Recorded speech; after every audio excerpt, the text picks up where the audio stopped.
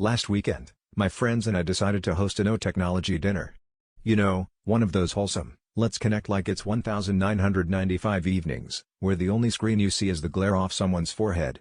The plan was simple: everyone leaves their devices in a basket by the door, and we cook a meal together, the old-fashioned way. It sounded great, until we actually set foot in the kitchen and realized none of us had the faintest idea how to cook anything that didn't come with step-by-step YouTube commentary and at least 3 jump cuts. Things started going downhill when we couldn't remember if you're supposed to boil or bake potatoes for mashed potatoes, so we compromised by soaking them in lukewarm water and hoping for the best. My friend Jen tried to recall her grandma's recipe for mac and cheese, but it turned out her only real memory was add cheese to something.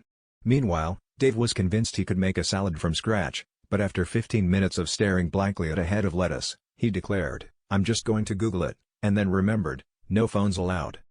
After about an hour of culinary chaos, the kitchen looked like a cross between a Jackson Pollock painting and a minor food fight. The potatoes were still raw, the mac and cheese was just noodles with a Kraft single placed lovingly on top, and the salad was a single, uncopped leaf on a plate. At this point, hunger and desperation began to set in, so someone suggested we just order takeout. But again, no phones. We all stared at each other, as if someone might suddenly manifest a pizza delivery guy out of sheer willpower.